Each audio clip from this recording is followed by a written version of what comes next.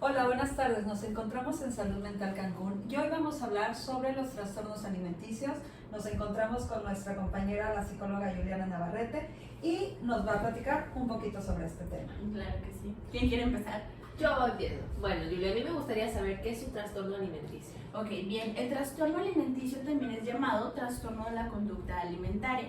¿Qué quiere decir esto? Que es una afección, una conducta que tiene la persona con respecto a restringir extremadamente la comida o, en dado caso, usar técnicas como descarga, evacuación, como por ejemplo usar pastillas purgativas, ¿no? De eso se compone un trastorno alimenticio. Ok, ¿y cómo se dan estos trastornos alimenticios? ¿Cómo se dan? Ok, bueno, no hay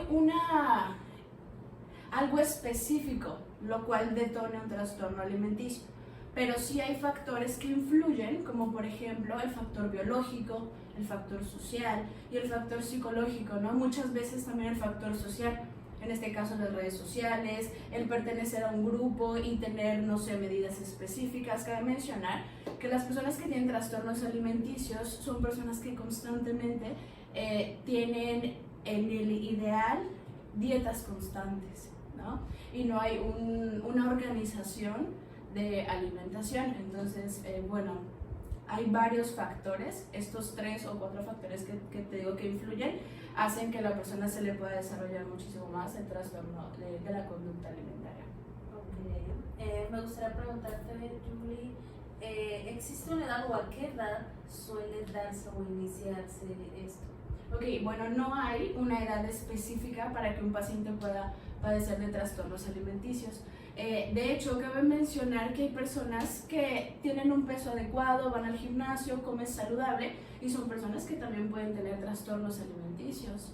¿Sí? Entonces no está especificado que sea en la infancia, en la adolescencia o en la adultez, ¿no? Okay.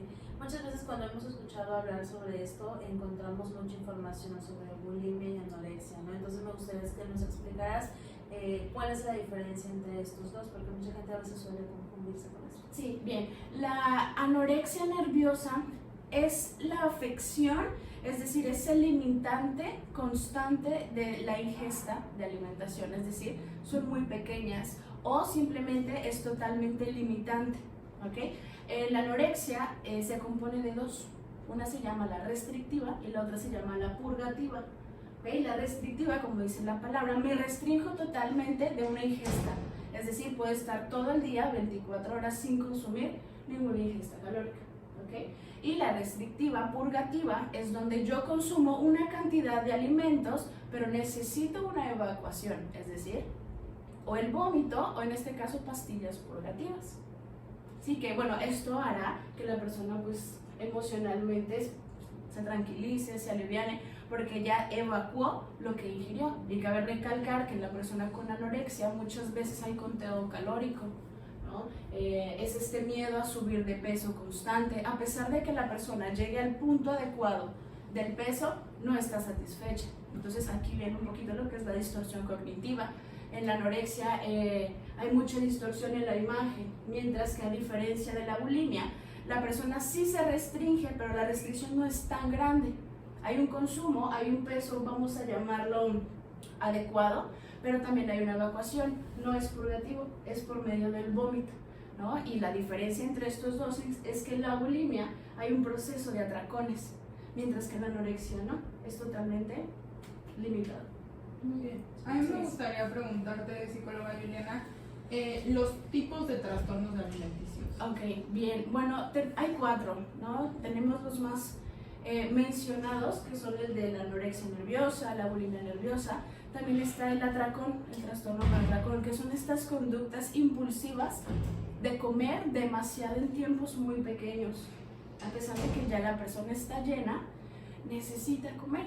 Y ya después de esto viene lo que es la culpa, ¿no? Y también está el trastorno por evitación o evacuación, que es el que les mencioné hace ratito, donde hay una ingesta, pero después tiene que haber una evacuación para que haya una regulación de emociones, para que ya no haya una culpa, etc. Perfecto. También a veces es muy común escuchar esto de que solamente en mujeres se da un trastorno alimenticio. ¿Esto es verdad? Ok, bueno, desmiento, ¿no? Por supuesto que no todos estamos expuestos a padecer de un trastorno alimenticio por diferentes situaciones. Entonces, tanto hombres, mujeres, niños, adolescentes de los dos sexos están pues expuestos a padecer de un trastorno alimenticio o de la conducta alimentaria. Y no hay una edad específica. No, por supuesto que no. Yuli, ¿cómo es el tratamiento psicológico? Psicológico, ok, bien.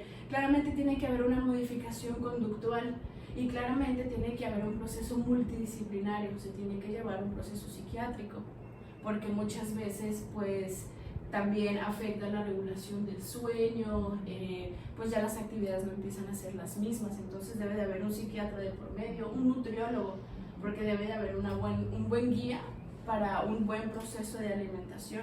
Y bueno, esta parte del médico general, ¿no? Para que haya un buen chequeo. Y bueno, y la última parte que es psicoterapia. Aquí en esta parte es importante trabajar siempre con la familia, porque muchas veces este trastorno alimenticio viene de ahí. Pueden ser muchas o pocas como banderitas, pero a fuerza se trabaja psicoterapia, modificación conductual, no sé, sistémico. ¿Y en qué momento se recomienda un internamiento?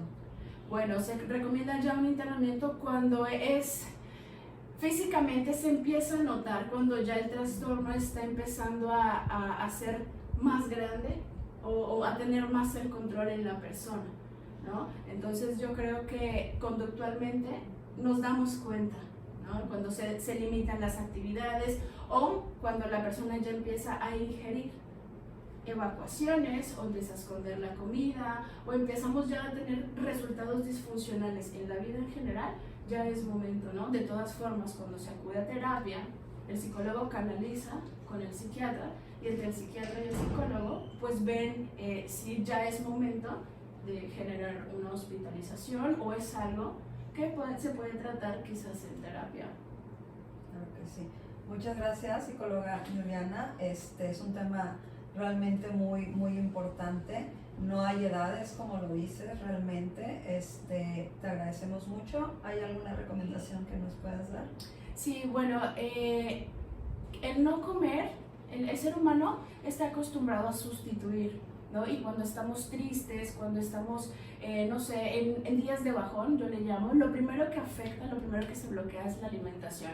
Y a todos nos ha pasado, ¿no? Entonces yo recomiendo o doy como tip que no dejemos pasar situaciones pues muy largas sin periodos de comer, sin atendernos psicológicamente. Una ruptura amorosa nos puede llevar a eso, problemas con la familia. Entonces, como lo he dicho en todos los videos, recuerden que el primer paso de amor propio es acudir a terapia, ¿no?